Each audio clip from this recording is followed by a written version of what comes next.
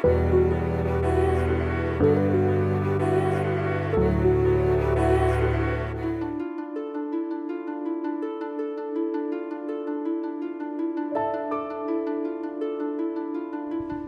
this is Michele Knight. This is the astrological update for Scorpio for the whole of March 2017. And we have got a massive March ahead. There's a lot of work to be done, but if we do the work, we get huge rewards. And the big news of this month is that Venus, the planet of love, is going retrograde, going backwards. Now, she does this every 18 months or so, but this particular energy that's coming up now is very similar to something that happened in, I think it was March the 6th, 2009. So how were you in 2009? How were you physically? How were you in terms of your health and well-being? What was going on for you in your body?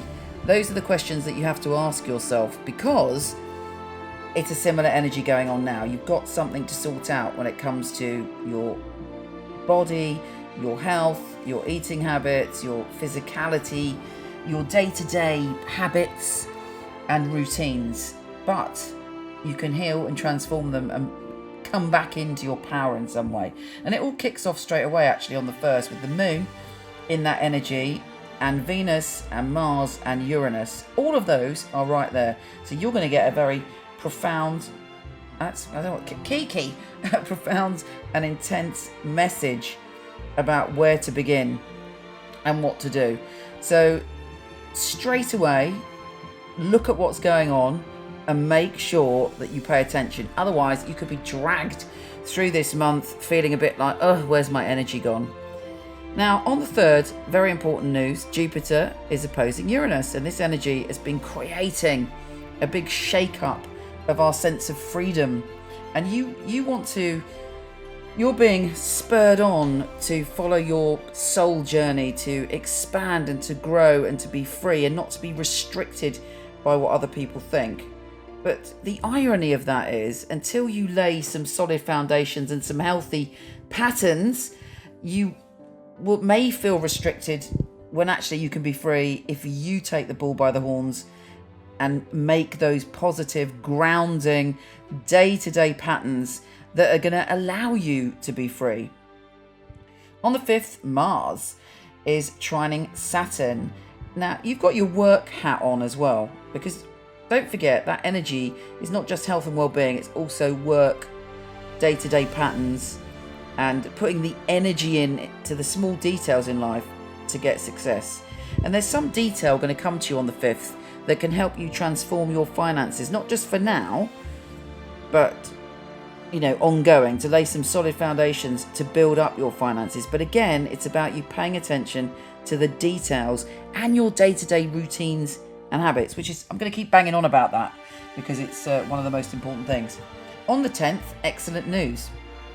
We have Mars, your dear friend, ex-ruler, co-ruler, whatever you want to say, in your position of relationships. You're very keen and very passionate, and your sensual desires are very intense when Mars is in that place. You're feeling very sensual, you're feeling very outgoing when it comes to love. But bear in mind, from the 4th, Venus is going retrograde. And as I say, it's going retrograde in your health and well-being sector. And Venus retrograde is traditionally not the time that we can make a decision about long-term relationships. If we meet someone in that time, wait till after April the 15th. However, you may be pursuing someone, you may be having a wild time with someone, but don't forget to do your Venus retrograde work. Now, Venus is also not just connected to love, it's also the finance place. So are there some things that happened in 2009 connected to your finances? Go and examine it, go and look at it, and look at to see if there's any sort of common thread between now and then, because you can free yourself and move forward. If it was a successful time, that's great. It means that you can take some of the knowledge from 2009 and implement it now. If you were going through a bit of a hassle financially, that's also great, because it's going to show you how not to repeat that. Now, the full moon on the 12th is encouraging you to get out there and mix with your mates, hang out with your tribe, chill out with your pals, or get out there and connect with people, network, strut your stuff. If you do go out, because it's a full moon and you're very intuitive, you may bump into someone and have a profound conversation, because that full moon is also trine Pluto, your ruler, in your communication sector. So I would go out. I would definitely go out and strut your stuff on the 12th. Mercury is shifting signs on the 13th and going into your health and well-being sector, your pattern sector. How do you feel health-wise? Are you looking after yourself? This is the month to turn it around, and hopefully you should find it easier because all the energy is there. It's all sort of shining a light on it and trying to help you make those changes and trying to show you that you can do it. And when you do it, that's when you have that freedom that you are so craving.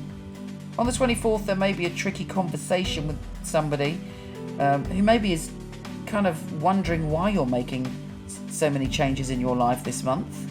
That's because Mercury is square Pluto. And on the 27th, Mars is sextile Neptune. You could have an extraordinary experience on the 27th.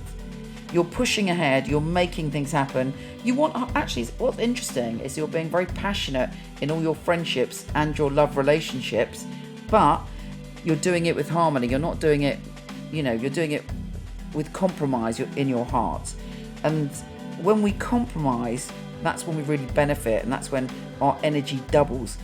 And that is sextiling Neptune, the pleasure house, the spiritual house in your pleasure zone. So I reckon 27th is a good day for a date. It's a good day to experience intimacy and closeness. And finally, on the 28th, we have a new moon, and you've got it. The new moon is in your health and well-being sector, and you're allowing yourself to let go and start again on that day. That's when you have the revelation that you don't need to carry the past with you, and that you can really move forward speaking, communicating in a new way, seeing your day-to-day habits in a new way. It's sometimes, we get so caught up in a rut doing the same thing every day. We don't realize that actually it can be quite simple to change things. And I think that it's going to be a time where you're going to find things that you really enjoy that are going to be better for you. And because Venus is going retrograde, it may be that you realize that once you let go of some of those bad habits, you feel better about yourself. You feel better about how you feel. I'm not just talking about external looks. I'm not talking about external looks at all. But internally, you feel more energized and more beautiful and more nourished. And that will be a big key to this next phase for you. Anyway, I better go because that's Kiki squeaking at the door. But I send you so much love. Take care, and I'll speak to you soon. Thanks for listening. And please, if you haven't yet, it'd be great if you could subscribe, share, like, or comment. Take care. See you next week.